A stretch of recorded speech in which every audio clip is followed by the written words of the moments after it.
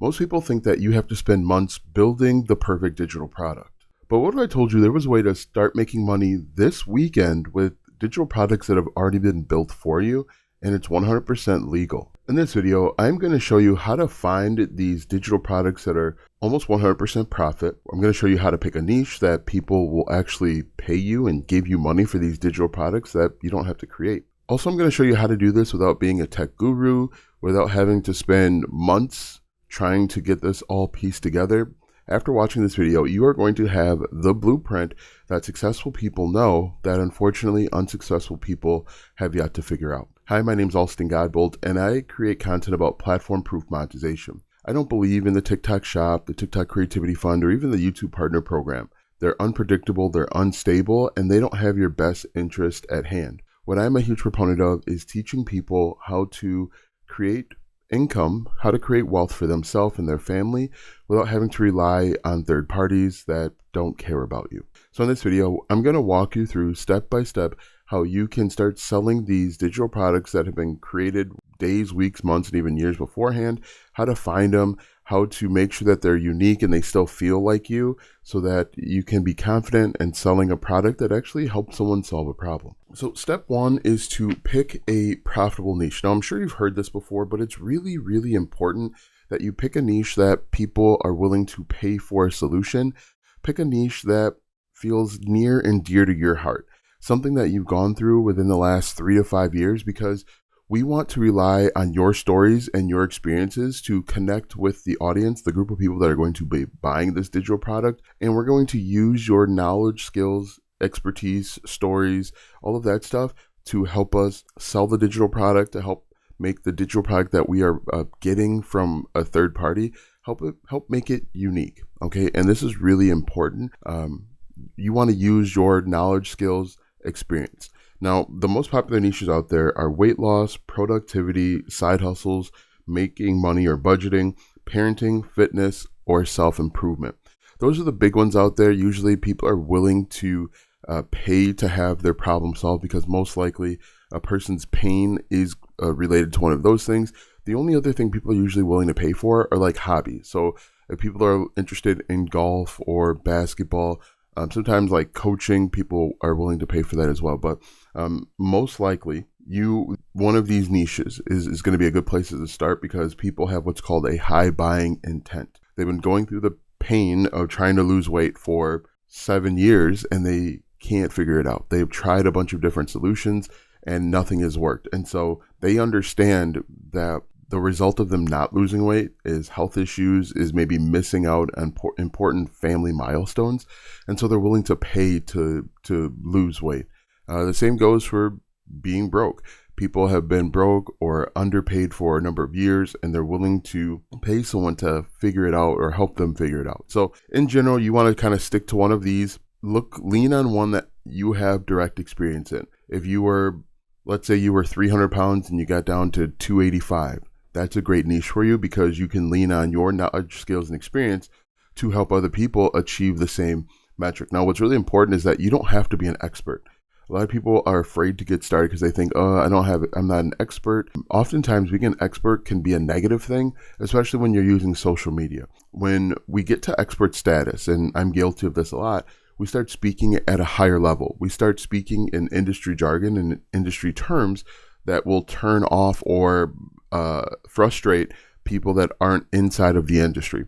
For example, if I got on here and I started talking about like CPMs and I started talking about the affiliate cookie window and average order value, things of that nature, you're automatically going to turn off, and you probably turned off, or some people might even left when they started hearing those terms. But if I can use different terms where people outside of the industry can understand, instead of saying average order value, I could say something like how much customers are willing to pay you per checkout or when they're ready to check out.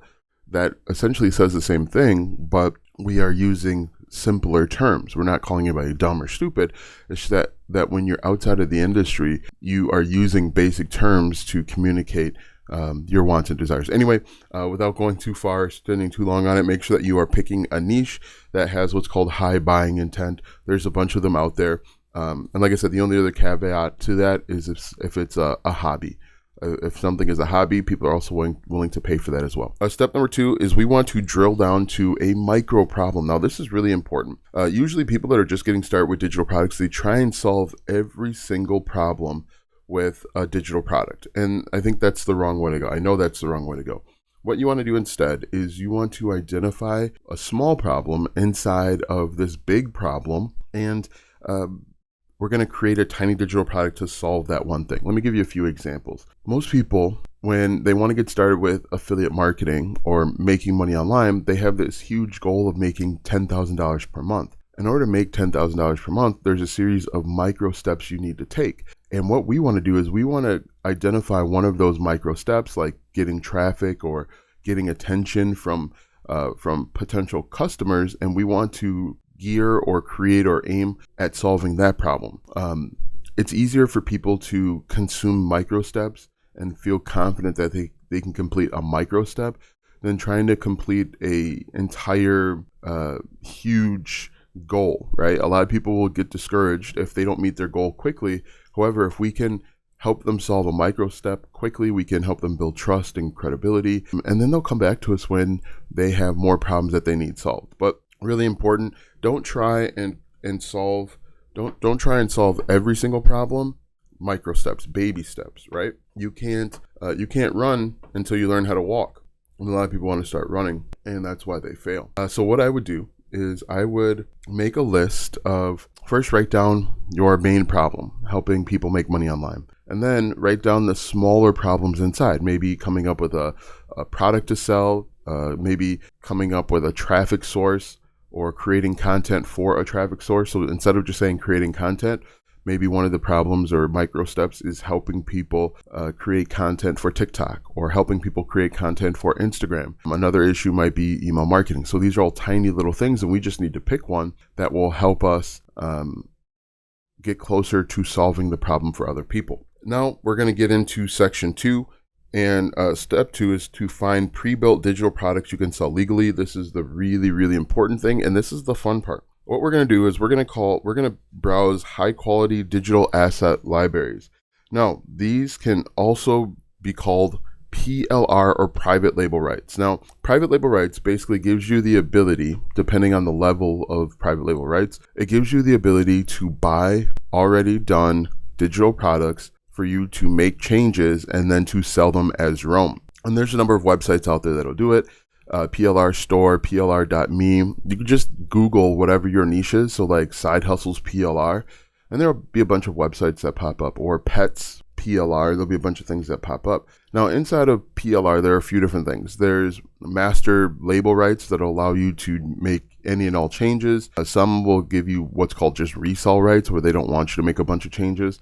We want to look for something that gives us master resell rights so that we can buy it, download it, and then make changes as we see fit.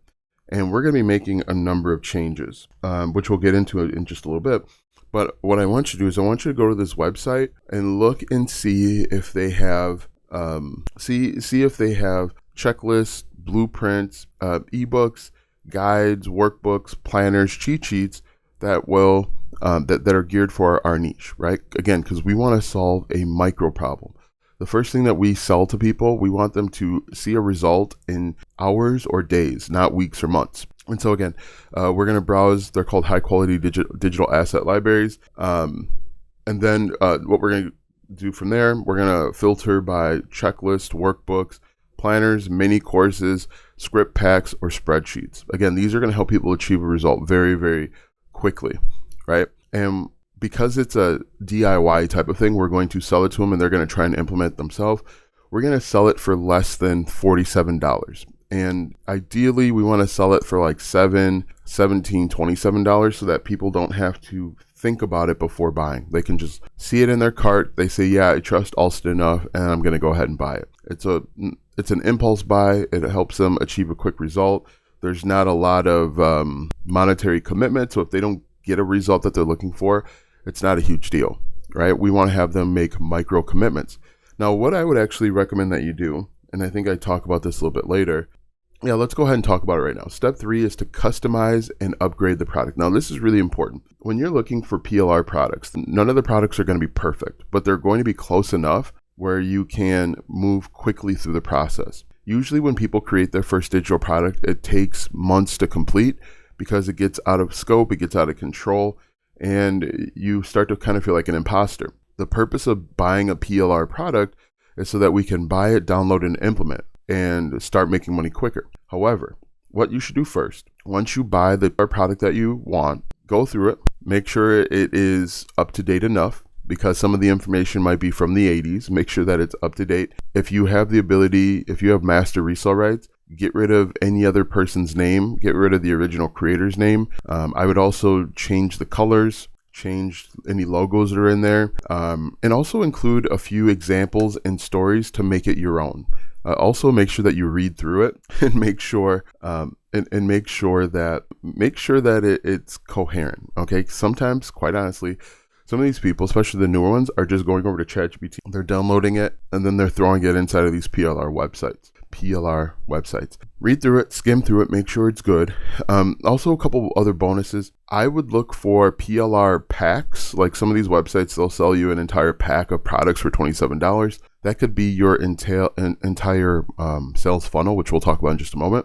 Also, I would potentially, let's say you buy an ebook, right? Think about how can you break that ebook into other products. So maybe turn an ebook into a planner or a workbook or a cheat sheet so that you have multiple items to sell people. But I think it's really important that don't just buy the product and update it and upload it to the internet and say, hey, this is mine. Go through and change the colors, at least change the logo, add in your own stories and experience, and maybe even add in, if things are different, make a quick video or a quick edit and let them know, hey, look, this is what it says in the book. This is what I'm doing now and why.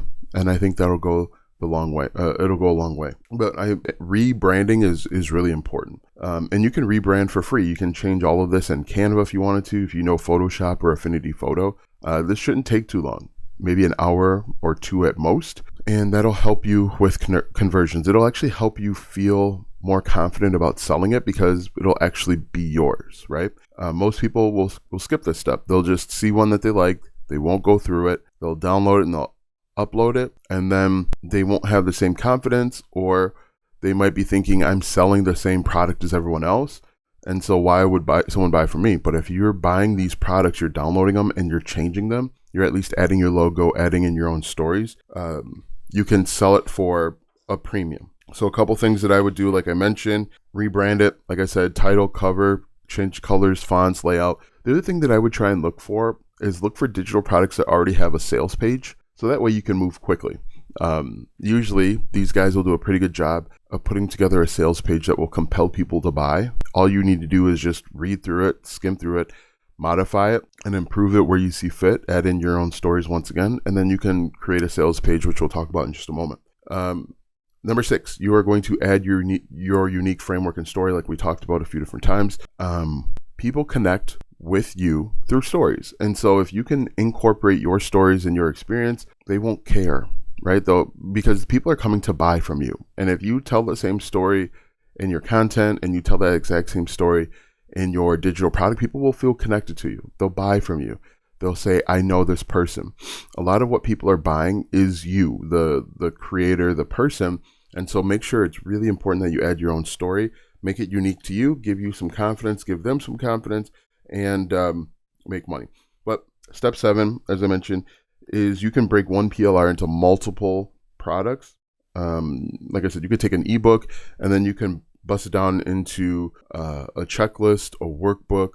You could even turn into a mini course where you could ask ChatGPT to take this ebook and then convert it into an hour-long mini course and create an outline for it. And you can what I mentioned before is you could actually create a whole little sales funnel. So what you could do, let's say you buy an ebook. Take that ebook and say, take the ebook, take the table of contents and ask ChatGPT to turn it into a checklist. Okay, great. And then ask ChatGPT to turn this ebook into a $17 workbook. Then you can actually create kind of like a video training that accompanies that workbook. And then you can ask ChatGPT to give you an outline to turn this into a complete mini course that you could create using PowerPoint spreadsheets. And what you can do is you can turn this into a whole little sales funnel. So you can give away a checklist for free as a lead magnet, as a freebie, to collect names and emails to build your mailing list. And then on the upsell, you could sell a $9 workbook or digital product. Then when someone buys that workbook, you can include what's called an order bump, or you can do an upsell, a one-time offer into a mini course. And the only people that see that mini course are the people that bought or purchased the original $17 workbook. So that's how you can increase what's called the average order value or the average cart value, is by taking this one digital product and manipulating it and changing it into different ways. And then what you can do, which is really cool, is you can take a look at the table of contents and turn that into different content ideas for social media or for YouTube. So one thing could be an entire system, which is really cool. And then the last step is just marketing it. Here we're going to actually market it through social media. You can use YouTube if you want, but I gave you a quick idea about marketing. You can take the table of contents from that workbook and say, okay, great, let's use this as content ideas. We can also ask AI to make a list of the pain points. So like give me 30 pain points, 30 goals, dreams, desires, and things that they're thinking but afraid to say out loud. Give me 30 of each of those. And then you can say, here's how to take one idea and turn it into three. I would say, okay, great. Now for each of these, give me 3 different content ideas. One content idea is going to be a question. One is going to be a statement that is a little antagonistic, and one is going to be a statistic. So let's say you're in the budgeting niche. You could say, give me a question about family budgets. Give me an antagonistic statement that gets people to stop and maybe challenges common thought. And then give me a statistic. So like 79% of households are living paycheck to paycheck. People stop and listen because those 3 types of content are geared at 3 different types of people. And so that's a very simple way to create content. And what you want to make sure that you're doing is all of your content has hook, story, and offer included. A hook is something that gets people to stop scrolling, because we know that in social media, people are just going like this all day. They're not even paying attention, but you want to do something that gets them to say what, or if they scrolled up, make them stop and scroll back down and at least watch the first 3 to 5 seconds. So you have a hook for your target audience. The hook is intended to reel people in and also push people away. This is a really big part of the hook that most people don't understand. You don't want just anybody and everybody consuming your content. You want people that are going through that same problem, that exact problem, to stay and everyone else to go. If I'm creating content about golf, I don't really care if non-golfers are watching my content, because I want to speak specifically to golfers. Then the story is the thing that pays off the hook. And then the call to action is to get them to take the next step. The next step can be to check out the link in my bio for this digital product or lead magnet that I created. It can be to follow or share or comment down below. But then the final step is to build out a sales page. A sales page is really simple. A sales page consists of a headline, a subheadline. It talks about the current problem that they're experiencing. So if they're trying to lose weight, you state, hey, are you trying to lose weight? Then you talk about the solution, which is your digital product. You spend a little bit of time explaining how your solution is different than the other ones that are out there. Use any testimonials or guarantees to help people ease the fear. Then you have a sales page. Then if you want, you can have a one-time offer where you're upselling them. If not, you just have a thank you page where you're delivering the digital product. Now, you can create the sales page for free using Gumroad. You can also use G-Bolt Systems, which is what I prefer. It's mine. So I would say do that. Now, the reason why I would recommend that you use a sales page instead of using Etsy is because Etsy takes too many fees, right? They are going to take the processing fee. They're going to take the listing fee. They're taking fees out the wazoo. If you use something like G-Bolt Systems or Gumroad, you keep 99% of the revenue except for the payment processor. If you use G-Bolt Systems, you're going to have to pay like $17 a month to use the software, which is completely worth it in my experience. But that's all you have to do step by step. Comment down below if you have questions. If this makes sense, let me know. Let me know what you're going to try, because this is really important that not only are you listening and watching these videos, but go out there and actually implement what you're seeing and hearing, because you're going to learn much more from implementation than just consuming these videos. You won't know the problems that you run into until you actually try and implement some of these things. You might find that this information was easy, or you might find that you might have to take a couple of additional steps, but you won't know until you start implementing. So I'm always a huge fan. It's great that you watch my videos, but I'm more of a fan of the people that go out there and try and implement, and come back and tell me where they failed or where they succeeded, because you will never be successful until you try these things. And before we let you go, make sure that you comment 22 Minute Club. Let us know that you stayed until the end of the video. Thanks for watching. We'll see you in the next one.